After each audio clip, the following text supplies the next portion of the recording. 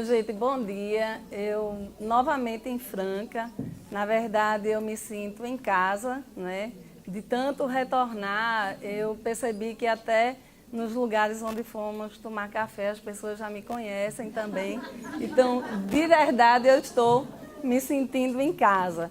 Hoje, para dar conta dessa tarefa, eu fiquei pensando, eu disse, puxa vida, depois de Eneida e Solange falando, o que é que vai ficar, né, de história para eu contar. Mas eu não vou fazer como naquelas reuniões em que o último a falar vai dizer, olha, eu não tenho nada mais para falar, porque as duas, né, já disseram tudo. Então, eu preparei um roteiro bem carinhosamente e vou ler, que é para poder ver se esse tempo vai ser suficiente, né, para falar o que eu trouxe, para compartilhar aqui com vocês. Primeiro, eu quero agradecer o convite e dizer mais uma vez dessa alegria, realmente é uma alegria estar aqui em Franca, muito bem acompanhada por todas as pessoas que aqui estão e que sempre nos recebem com muito carinho e respeito. Então, Franca tem essa característica de receber tão bem que a gente fica querendo voltar, né? Na pessoa da professora Nancy Soares, eu também quero parabenizar a toda a sua equipe pela realização deste encontro. Um encontro imperdível. Eu fico lamentando as outras colegas que queriam vir lá de Pernambuco, mas vocês sabem que é bem distante, não é, Franca? Então, às vezes, a gente tem algumas dificuldades, mas, enfim, ele está sendo do jeito que eu previa que ele seria. E dizer também que desta vez eu não vim sozinha, eu vim acompanhada por algumas colegas do nosso grupo de estudos lá da Universidade de Pernambuco. Então, Jéssica, Fernanda e Ionara, por favor, levantem, né? São as três colegas que vieram numa verdadeira saga, mas elas chegaram aqui, né? Depois a gente conta como foi esse trajeto de não sei quantas horas. E, inicialmente, também, né, dizer que quando eu fui convidada, eu fiquei pensando no que eu poderia escrever, né, e estar aqui discutindo com vocês, em qual seria a minha verdadeira contribuição. Após as falas, como eu disse, da professora Solange Teixeira, da Universidade Federal do Piauí, e da professora Eneida Haddad, na verdade, as minhas grandes referências, né, no processo de doutoramento. Eu acho que se não fosse pela produção de vocês, eu teria realmente desistido do doutorado, porque quando eu me deparei com a produção de vocês, foi que realmente eu me vi alicerçada para estar discutindo, não é, o que havia sido proposto inicialmente. E também, né, destacar a presença de um outro mestre que vem nos iluminando pela difícil trajetória de trilhar mesmo pela teoria social crítica em Marx viu, Ivo, porque não é fácil, não é fácil, né? E você, de uma maneira muito humilde, de uma maneira muito paciente, nos momentos em que você tem estado conosco, e eu creio que as pessoas que aqui estão no curso com você estão percebendo, você passa para a gente algo que é muito difícil, que às vezes durante muitos anos na academia a gente não consegue, né, trabalhar da maneira adequada. Então, muito obrigada também por você estar aqui conosco, né, completando essa tríade que é fantástica. Então, apesar do tema ter sido o mesmo para nós três, eu optei por compartilhar e trocar com as pessoas presentes ideias em torno das áreas, ou seja, das políticas às quais eu tenho dedicado a minha trajetória profissional há mais de 2 décadas. Desde o século passado, eu acho isso fantástico a gente poder dizer, né, que vem do século passado. Então, quais são essas áreas? Saúde, educação e gerontologia, que aqui a gente pretende defender essa perspectiva crítica, né, no conteúdo da gerontologia. Eu me considero da casa, como eu disse, vocês me conhecem, atuo no âmbito de um hospital universitário e não quero deixar de atuar, não quero deixar de prestar assistência a essa população, não só junto ao segmento idoso, mas preferencialmente, pois criei e coordeno, com uma equipe de mais de 2 colegas, né, um núcleo de gerontologia social no âmbito da Universidade de Pernambuco. São muitos acompanhamentos a pessoas que nos ensinam o tempo inteiro.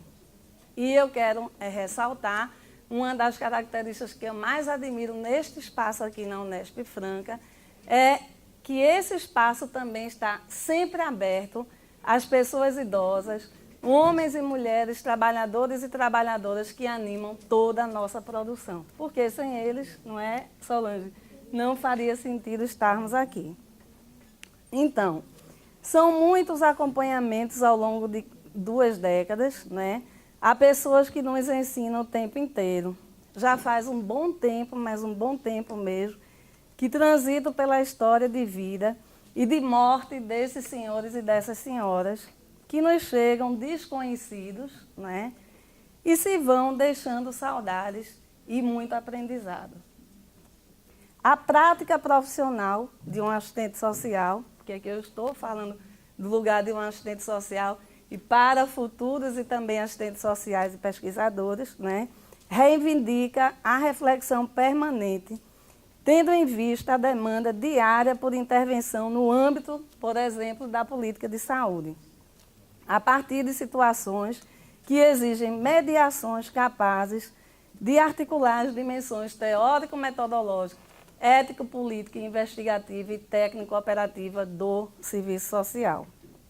E o resultado desse movimento reflexivo, de 2 décadas pelo menos, né, atesta a favor da seguinte afirmação, que está também nas falas da professora Solange e da professora Eneida. O legado histórico das conquistas dos direitos, essa que os trabalhadores vêm efetivando ao longo, né, de muitas lutas, traduzidos em políticas de proteção ao segmento idoso das nossas populações, é requisitado e, ao mesmo tempo, pouco ou não materializado para uma imensa parcela dessa população, de homens e mulheres, trabalhadores e trabalhadoras com 60 anos ou mais no nosso país, né? Não é, de fato, nem de direito efetivado. Ao revés, há indícios concretos de desmonte dessas conquistas a favor da ofensiva neoliberal. Momento histórico denominado Tardo Capitalismo pelo professor José Paulo Neto, diante das transformações societárias, cujo ápice se revela a partir dos anos 1970, evidenciando no mundo, nas palavras do filósofo Stephen Metsaros, uma crise estrutural do sistema capitalista de produção. São tempos difíceis de verdade, né? Prevalece, nesses tempos, a interferência do Banco Mundial e do Fundo Monetário Internacional, o famoso FMI, de acordo com a professora Elaine Beren, marcados pela reestruturação produtiva e mundialização do capital, quando a esfera financeira se desloca ao seu posto avançado numa relação com a esfera produtiva. Assunto ao qual voltaremos mais adiante. Então, para não dizer que não falei dos dados, né, plagiando Geraldo Vandré, vamos conversar um pouco sobre a demografia. Sabe-se, e não é mais nenhuma novidade, nenhuma mesmo, do envelhecimento populacional observado no Brasil, onde, para efeito de ilustração, entre 2005 e 2015, a população geral cresceu 1% ao ano, a população geral. A população entre 0 e 14 anos, no total da população geral, diminuiu 26,5%, né, em 2005 e passou para 21% em 2015. Nesse mesmo período, a de 15 a 29 anos passa de 27,4% para 23,6%, enquanto a de pessoas entre 30 e 59 aumentou na proporção de 36,2% para 41%. E a de pessoas idosas de 9,8% para 14,3%, claro, com tendência a crescer. São dados que estão numa publicação de Saraiva, Salles e Rosas. Esses dados, eles são representativos de uma visível mudança no desenho da população, no desenho demográfico, né, da população brasileira, transformando uma antiga pirâmide, eu acho que todo mundo vai lembrar, quer dizer, os mais jovens não, mas quando a gente começava a estudar lá atrás o desenho demográfico da nossa população, a gente via um desenho de uma pirâmide, né? Então, esse desenho, ele está sendo transformado em um indefinido barril, o desenho de um indefinido barril. Estamos, evidentemente, tratando de um dado muito valorizado nos estudos e debates sobre o envelhecimento no nosso país, inclusive subsídio recorrente ao discurso latente pela reforma na Previdência, diga-se, pelo ataque aos direitos conquistados historicamente. Outro indicador, né, para o qual vou chamar a atenção, muito valorizado e decantado aos 4 cantos do mundo, tem sido o da chamada razão de dependência. Ou seja, na definição do IBGE, consta que essa razão significa o peso da população considerada inativa, é peso e é inativa, né? Que é a população definida entre os de 0 a 14 anos e 65 anos ou mais de idade. Eu quero que vocês vão refletindo aí um pouco sobre essa definição dessa razão de dependência. Sobre a população potencialmente ativa, que é um outro conceito que a gente precisa enfrentar, esse da atividade e da inatividade, não é? Que é essa população dos 15 aos 64 anos de idade.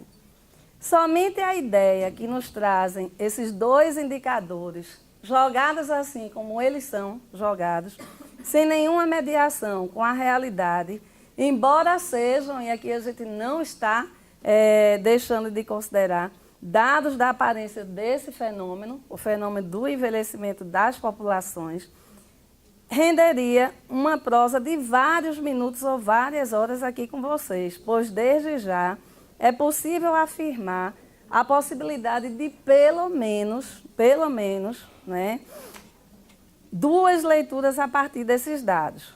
A primeira leitura diz respeito ao que tem sido a principal tendência, principalmente colocada, assim, escancarada na mídia funcional à ordem burguesa.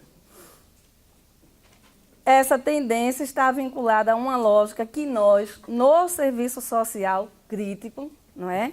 Vamos entender, ou deveríamos entender, como sendo funcional a essa ordem burguesa, cuja racionalidade atesta a favor de discursos e práticas comprometidas com o desmonte, a desregulamentação, a punição cada vez mais severa dos trabalhadores e trabalhadoras na sua velhice, principalmente.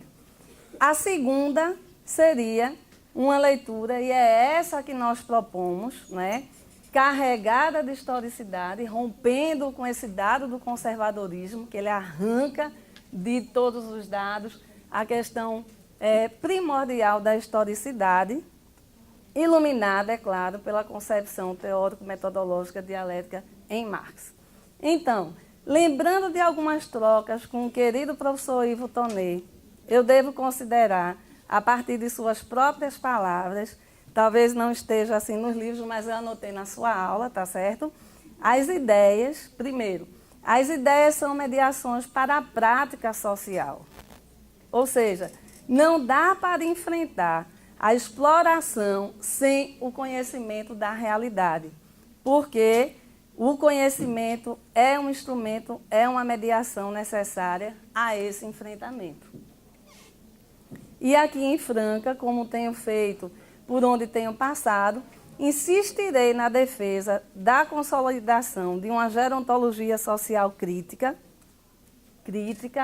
que condena esse sistema do capital e que não propõe reformas por dentro desse sistema, né? Enquanto uma necessária frente de resistência ao que vem sendo, né, atacado e desmontado pela ofensiva neoliberal.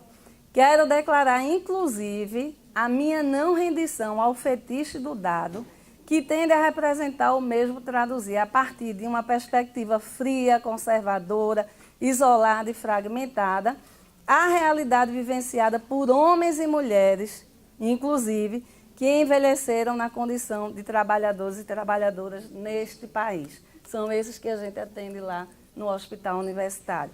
E eu sei como é que eles estão morrendo. Não tem dignidade, certo?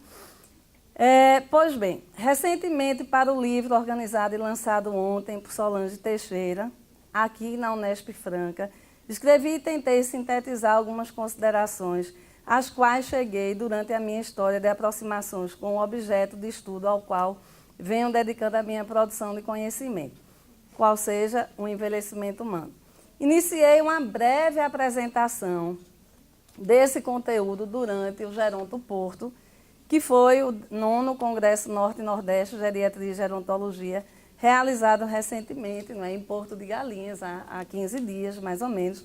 Todavia, 20 minutos não possibilitaram trabalhar da maneira adequada, e eu aproveito este espaço para poder estar colocando para vocês, compartilhando as principais ideias que eu trago nesse artigo.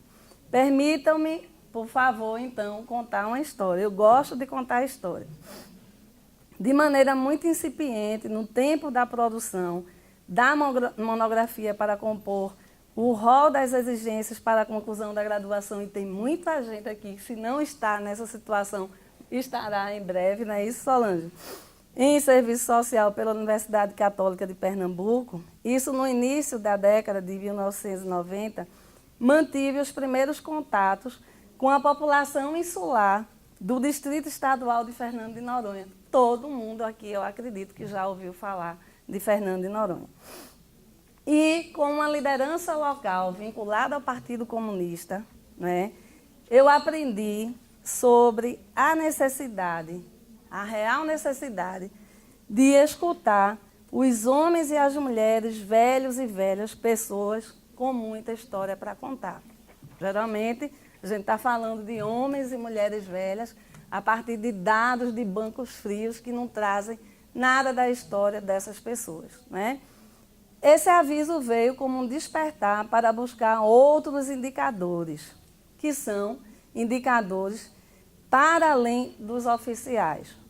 E aqui nós estamos falando do legado histórico guardado na memória das primeiras pessoas que chegaram para trabalhar, e a relação era essa, chegaram para trabalhar e povoar aquela ilha. Então, insisto, chegaram para trabalhar e povoar a ilha. Eles não foram a turismo, tá certo? Tal aprendizado possibilitou, em coautoria com 2 colegas de turma, um trabalho intitulado Fernando de Noronha, Outra Face do Paraíso. E nós não podemos voltar lá para apresentar, lógico, o trabalho à população, porque no trabalho constou a fala da população e não a fala da gestão, né, governamental daquela época. E por que a outra face do paraíso? Porque, como diria o nosso querido professor Milton Santos, né, para além do que é possível abarcar com os olhos, e ele define isso como sendo a paisagem, há naquela ilha a história de vida daquelas pessoas carregada de muito trabalho, muito sofrimento e muita humilhação também. Depois, de uma maneira mais empírica, literalmente, cientificamente falando, recorrendo aos recursos da demografia e epidemiologia, a partir de um estudo de corte transversal, esse é um desenho epidemiológico, no momento da pesquisa e produção da dissertação para o mestrado em Ciências da Saúde pela Fiocruz, entre 2002 e 2004, ouvindo e acompanhando todos os homens e mulheres, velhos e velhas naquela ilha, todos situados em pleno Oceano Atlântico, aprendi, a partir dessa experiência, a desconfiar do dado absoluto, esses que chegam para a gente, E a gente se rende como se a gente nada pudesse fazer diante dessa matemática, né, que nos é apresentada para, de alguma maneira, endossar todos esses discursos que, na verdade, vão desembocar no desmonte, né, nesse processo de prejudicar a nossa população de trabalhadores e trabalhadoras. Desconfiar desse dado sem a mediação com a história de vida das pessoas, do lugar ou mesmo da doença observada, cabendo, portanto, o devido cuidado com a maneira pela qual são produzidos e validados os instrumentos e indicadores a partir de dados de população geral, como se todo brasileiro aos 60 anos estivessem vivendo praticamente a mesma condição. E a política, ela vai incorporar essa datação cronológica como um critério, prejudicando com certeza aqueles que estão, né, muito mais em situação de pauperização. Então, essa ênfase em dado de população geral, ela acaba dando invisibilidade ao que não é geral, somente para exemplificar. Populações insulares, populações quilombolas, etnias indígenas. A gente está realizando uma pesquisa lá em Pernambuco, numa dessas etnias, e é difícil, inclusive, para o pesquisador ter acesso, mesmo autorizado, diante das condições onde vivem essas populações. Então, ao realizar a pesquisa junto às pessoas com 60 anos ou mais naquela ilha, foi importante observar como certas escalas, e a gente acha muito bonito esses instrumentais, né, professora Eneida? Principalmente quando vem lá no rodapé, validado internacionalmente pelo PhD, os fulano de tal, né? E aí a gente acha isso muito bonito e vai reproduzir.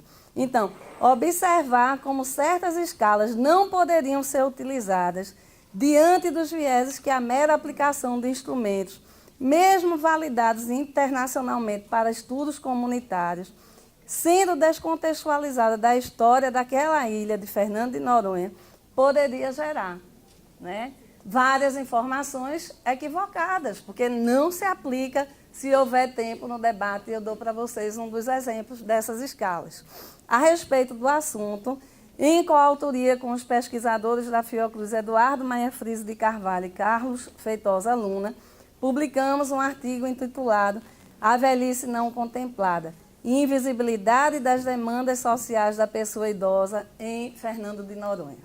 Claro que esse artigo também não foi bem visto, porque Noronha precisa ser um paraíso, né? Com o objetivo de apresentar informações epidemiológicas e reflexões sobre os padrões e as desigualdades no processo de envelhecimento. Durante o processo de doutorado, mais recentemente, entre 2008 e 2012, ao eleger um método de análise que não se aparta da teoria e da história, ficou clara a ideia de ser a ciência apenas um dentre tantos elementos necessários à composição do real, atestando, enfim, a favor de uma racionalidade dada pela dialética em Marx, feita a opção pelo ponto de vista da totalidade social, que se contrapõe à racionalidade do capital. Percebam que se contrapõe. Os estudos sobre o envelhecimento humano devem, e é isso que eu queria compartilhar com vocês. Primeiro, contemplar na análise teórico-metodológica o movimento histórico das relações sociais de produção e reprodução capitalista. Não podemos mais partir de populações, né? O ponto de partida precisa ser esse. 2, levar em consideração a centralidade do trabalho, e eu sei que o professor Ivo amanhã vai dar uma excelente contribuição sobre essa discussão, ato fundante do ser social. Abordar a velhice enquanto uma produção social. A velhice é uma produção social, pois, na sociedade moderna, essa análise ela não pode ser apartada da ordem sociometabólica da reprodução do sistema do capital. E 4, contextualizar a condição de saúde, eu sei lá qual é o recorte que vocês estão fazendo, mas deve ser contextualizado, né? associado, por exemplo, à pauperização dos homens velhos e mulheres velhas enquanto expressão da questão social e não uma questão da velhice em si. Partindo desse acúmulo, elaborei um roteiro para dar conta do objetivo principal desta minha exposição, que é o de refletir com vocês sobre o nosso país, o Brasil de velhos e velhas trabalhadores e trabalhadoras. Então, neste momento, eu quero enaltecer a comissão organizadora, mais uma vez, pela escolha do tema, pois diante dos constantes ataques e vexames, e a palavra é vexames mesmo, né? Digamos assim, pelos quais temos passado, tenham precisado enfrentar algumas situações, principalmente perante jovens, no sentido de informar que o Brasil não se restringe ao que está exposto na mídia funcional à ordem burguesa. Um Brasil habitado apenas por ícones da corrupção, da vergonha e da pilhagem das nossas riquezas, inclusive as naturais. E eu tenho ouvido constantemente dos jovens que eles querem ir embora do nosso país. Né? Fora das telas da mídia dominante, o contingente majoritário da nossa população geral, do qual, inclusive, eu me orgulho de descender, né? E de fazer parte, esse que produz a riqueza do nosso país, mas não desfruta do produto do seu trabalho. Então, o Brasil, de homens e mulheres, velhos e velhas, trabalhadores e trabalhadoras, que, inclusive, apesar da aposentadoria, por exemplo, continuam trabalhando, sendo provedores e provedoras de suas famílias e pagando impostos, altíssimos impostos, inclusive para morrer. Em seu escrito intitulado Envelhecimento do Trabalhador na Sociedade Capitalista, a nossa querida Solange, é querida mesmo, resgata uma das principais contribuições de Gita Debé ao estudar na Europa e nos Estados Unidos 3 tendências em torno do debate sobre envelhecimento. A primeira está fundamentada na etnicidade enquanto fator determinante nas experiências do envelhecimento nas sociedades ocidentais. A segunda privilegia, Solange está resgatando, né, neste livro que foi lançado ontem, a renda em detrimento das diferenças étnicas e de idade cronológica. E a terceira vem considerar a velhice como um problema em si, apesar das diferenças socioeconômicas, étnicas, homogeneizando as experiências do envelhecimento, sendo esta, e Solange destaca, a tese norteadora da gerontologia, enquanto campo específico de estudos e pesquisas, cabendo lembrar que ainda prevalece, inclusive nos estudos dos assistentes sociais, a ênfase em enfoques como doença, estilo de vida, hábito de vida e por aí vai. É claro que não estamos aqui empenhados em desmerecer os avanços em consequência da pesquisa nos diversos campos, dentre os quais podemos destacar o da medicina, o da biogerontologia. Quem não quer ouvir a notícia da cura do Alzheimer? Né? E por aí vai. Mas eu tenho me preocupado muito com os estudos que estão sendo realizados sobre o envelhecimento no âmbito do serviço social, né? Sobre a velhice. E venho defender 3 frentes a partir de tudo que eu contei para vocês, desses processos de aproximações, né? Frentes fundamentais de enfrentamento ao tradicional conservadorismo no campo da gerontologia, e isso a título de colaboração diante dessa luta em razão de uma resistência que a gente precisa, né, apresentar. A primeira frente, o apelo incondicional à teoria social crítica em Marx, na produção de conhecimento no campo da gerontologia. E só assim eu considero que seja de verdade a gerontologia social crítica, certo? Então, apesar de não ser recente a aproximação do serviço social com o campo da gerontologia social, há elementos capazes de informar que, em se tratando da produção de conhecimento, embora seja observada enquanto uma das tendências atuais, e Solange Teixeira vem colaborar com esse dado assim, de uma maneira fundamental, né? Não prevalecem, eu digo, ela colabora com essa tendência que não é a que predomina, né? Mas apesar dessa colaboração, dessa insistência, desse espaço aberto em Franca, na Universidade Federal do Piauí e na UPE, a gente tem que entender que não prevalecem nessa produção do serviço social os escritos orientados pela concepção teórico-metodológica dialética marxiana, uma lacuna constatada a ser enfrentada mediante a afirmação da gerontologia social crítica.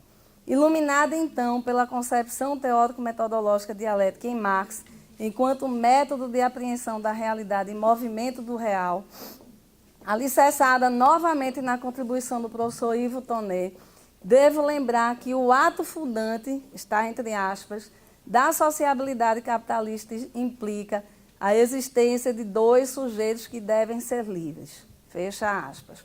Mas de que ato estão tratando Marx e o professor Ivo Tonet? Compra e venda de força de trabalho. Segundo o ideário liberal, abre aspas novamente, professor Ivo Tonet, todos os indivíduos nascem livres, iguais, racionais e proprietários privados, sendo do exercício dessas qualidades naturais que brotará a desigualdade social, fecha aspas. No entanto, alertam os autores, abre aspas novamente, ao contrário do que afirma o liberalismo, não se trata essencialmente de uma luta entre indivíduos, mas entre classes sociais, entre aqueles que produzem a riqueza e aqueles que, por serem proprietários dos meios de produção, se apropriam da maior parte dessa riqueza e fechamos aspas. Ou seja, o processo de envelhecimento, ele revela, né, de uma maneira muito visível essa desigualdade na fase que vem fechar o curso de vida humana, né? Neste mesmo sentido, durante a abertura do 15º Congresso Brasileiro de Assistentes Sociais, que aconteceu em Pernambuco no ano passado, a professora Ana Elizabeth Mota teceu comentários sobre o impacto das sociabilidades das classes fundamentais no serviço social, com ênfase nas classes subalternas, que apartadas estão das condições civilizatórias. Para endossar as palavras de Beth Mota, recorro novamente a Mesaros, segundo o qual, abre aspas, a posição de classe de quaisquer grupos, né, diferentes de pessoas é definida por sua localização no comando da estrutura de capital e não, volto a afirmar, por características sociológicas secundárias como o estilo ou o hábito de vida. Argumentos alinhados com as ideias de Simone de Beauvoir, pois a escritora francesa considerava que, tanto ao longo da história como hoje em dia, a luta de classes determina a maneira pela qual um homem é surpreendido pela velhice. Além da inserção na estrutura de classes, vale salientar, a velhice será diferenciada também e desigual por questões de gênero, de etnia, raça, cor, gerações também, né? Ou seja, para muitos indivíduos, e cada vez mais, a experiência da longevidade é também a experiência da continuidade da vida em condições paupérrimas, sem a garantia de acesso às conquistas expressas nas condições civilizatórias, bem como no aparato legal em vigor, estou falando do nosso país. Esse que nem chegou a ser efetivado e já começa a ser desmontado. Há, sem dúvida alguma, um verdadeiro abismo entre a normatização e a implementação de políticas sociais de atenção ao homem velho e à mulher velha, a partir da sua inserção na estrutura de classes sociais no Brasil. Por essa via de raciocínio, de maneira diferenciada e desigual, A velhice de segmentos da classe trabalhadora é também uma expressão da questão social. Assim, enveredar por essa concepção crítica de análise do fenômeno, ora delimitado, impõe ao sujeito do conhecimento mais 3 questões que eu queria compartilhar com vocês. Primeiro, negar qualquer apelo à naturalização do envelhecimento, da velhice humana como um resultado unicamente de determinantes biológicos. A gente tem que superar essa visão, né? 2, reivindicar enquanto ponto de partida para análise as relações de produção e reprodução social, mediações que condicionarão e determinarão os processos de envelhecimento entre indivíduos e populações. E 3, enfrentar, e isso está na moda, minha gente, isso está na moda, qualquer apelo à culpabilização e ou responsabilização pela velhice trágica ou pela tragédia do envelhecimento, como tão bem crivou a professora Eneida Haddad, né, restrita a um homem velho, a uma mulher velha e sua família. Vale salientar neste momento se é verdade que na modernidade a velhice experimentada por segmentos da classe trabalhadora associada à pobreza e adoecimento não é um dado natural, é também verdade que não é possível integrar a esse mesmo sistema que produz essa velhice nessas condições, né, conteúdos emancipatórios, pois a velhice trágica é produção do sistema do capital, apesar, é evidente, das lutas sociais, das conquistas, por exemplo, pela via da política social. Então, o sistema do capital é definido por Marx enquanto potência econômica da sociedade burguesa que a tudo domina. A segunda frente que nós vamos colocar diz respeito à necessária desconfiança do dado produzido sem as constantes aproximações. Notadamente, nas últimas décadas, o envelhecimento das populações tem sido processo observado em escala quase mundial, elevando essa mudança nos perfis demográficos, a tão estudada transição demográfica, né, ao status de fenômeno.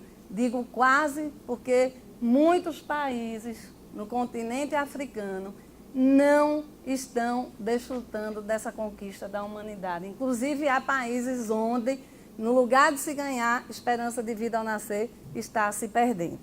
Por outro lado, é necessário romper com alguns preconceitos sobre questões relacionadas aos processos de envelhecimento humano. Digo processos, claro, porque há diferentes e desiguais padrões de envelhecimento e velhice, para além do que está condicionado por fatores biológicos, genéticos e cronológicos. Então, apesar dos dados demográficos indicarem uma tendência de envelhecimento das populações em escala planetária, eu venho novamente reforçar a vocês, né, essa realidade de lugares onde essa longevidade ela não foi conquistada.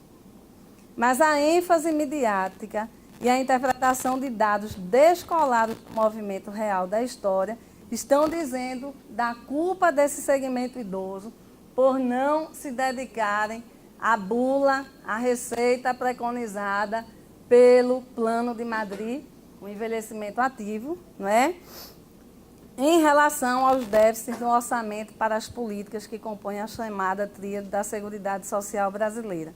Na contramão desse discurso, claro, esvaziado de sustentação, fontes oficiais demonstram que 6,5% da força de trabalho brasileira é composta por pessoas com 60 anos ou mais, tendência em ascensão, e cerca de 60% dessas pessoas são as provedoras de suas famílias. Em Pernambuco, 85% dos idosos são os provedores de suas famílias. Aí eu não entendo essa lógica da razão de dependência. Quem depende de quem? Né? Porque um outro dado que nós temos é de que dos 184 municípios que existem no estado de Pernambuco, isso eu pesquisei no momento do doutorado, em 162 a renda proveniente dessa população idosa supera o fundo de participação dos municípios. Aí eu pergunto novamente, quem depende de quem, certo? E, por fim, a terceira frente. A principal razão para ouvir homens e as mulheres, velhos trabalhadores e velhas trabalhadoras. Sem desmerecer os estudos demográficos e epidemiológicos avolumados mundialmente em torno desse fenômeno, observado na contemporaneidade, partirei, claro, por outros assuntos. Não é possível apreender o processo de envelhecimento humano na dimensão do indivíduo, e aqui estamos falando do indivíduo social, recusando a ideia de indivíduo isolado, sem levar em consideração a inserção na estrutura de classes sociais. Tampouco do envelhecimento na dimensão populacional, sem levar em conta, como enfatizou Marx, que população é somente uma abstração quando deixo de fora, por exemplo, as classes que a constituem. Então, quando me reporto ao Brasil, há de se considerar as suas dimensões continentais, um país com aproximadamente 205 milhões de habitantes, dentre os quais 12% são pessoas com 60 anos ou mais. Vejam, 12%. Há pessoas que começam a fala dizendo que a maior parte da população brasileira é idosa, Estamos falando de 12%.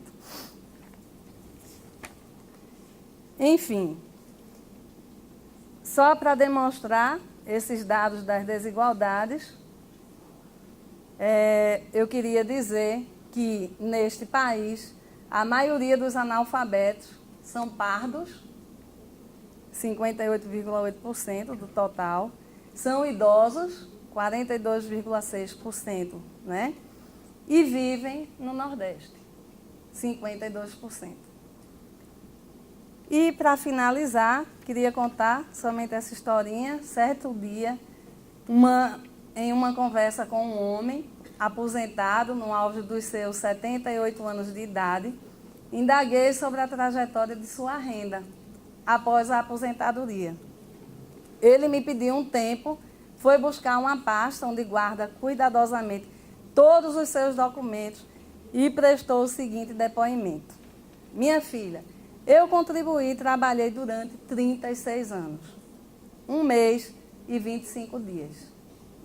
Aposentei em janeiro de 1992, com uma renda nominal mensal de R$ 299.711,13 centavos de cruzeiros, viu, minha gente? Cruzeiros, Após 23 anos de aposentadoria, tive uma queda de rendimento de 56,8%, ou seja, recebia o equivalente a 3 salários mínimos em 1992, agora recebo o equivalente a 1 salário mínimo, com tendência a diminuir. Creio que se pudéssemos ouvir mais e mais trabalhadores, por isso que o pesquisador, e aí plagiando Fernando Brant, e Milton Nascimento, deve ir aonde o velho está, certo? E se pudéssemos ouvir mais e mais trabalhadores e trabalhadoras em situação de aposentadoria, esse relato, é claro, se repetiria. E assim eu pergunto, de qual déficit deveremos falar?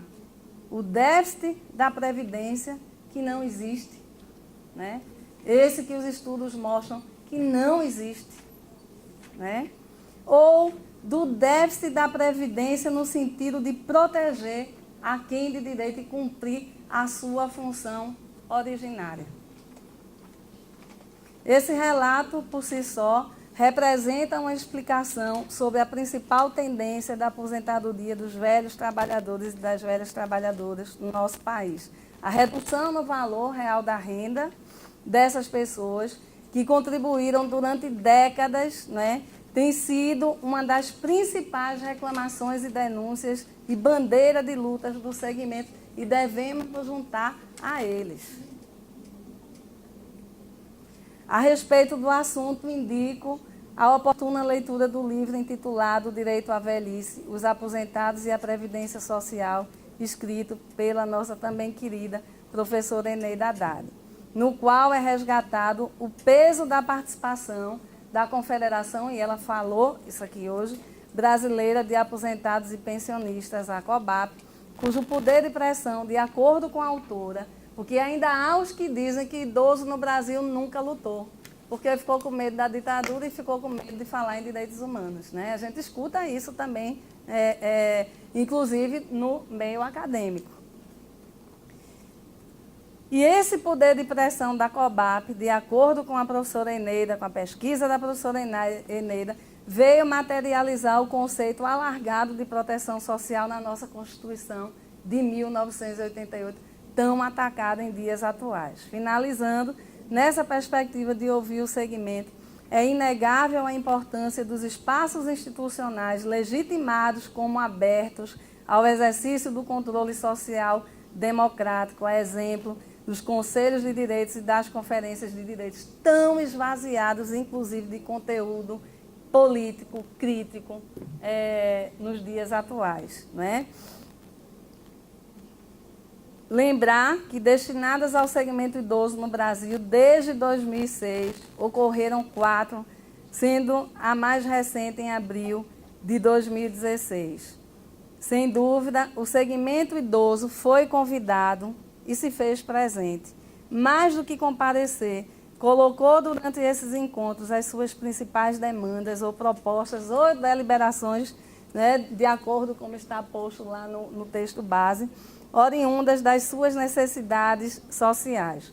Acreditou nos objetivos dessas conferências, mas, apesar do esforço coletivo, o que de fato aconteceu após cada conferência, cada um de nós, né, enquanto sujeito comprometido com essas lutas, ir lá provocar, resgatar e estar cobrando, porque ali está dito o que está faltando, pelo menos de maneira imediata, a essa população nesses municípios. Aqui está uma tarefa de casa para todos nós. Então, nesses tempos difíceis, pós aprovação da proposta de emenda constitucional, a famosa PEC 241, depois a 55, não é?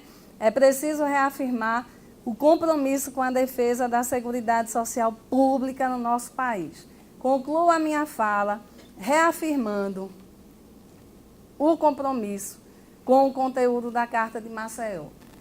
E é bom que todos os assistentes sociais, estudantes e quem mais se interessar, né, busquem esse documento, onde esse documento foi produzido durante o 29º Encontro Nacional do conjunto formado pelos Conselhos Regionais de Serviço Social e o Conselho Federal de Serviço Social, o conjunto Cefes-CRES, na cidade de Maceió, Alagoas, de onde vem a outra querida do nosso grupo de estudos, Jo, que já é querida de todo mundo aqui em Franca, que eu já percebi, né?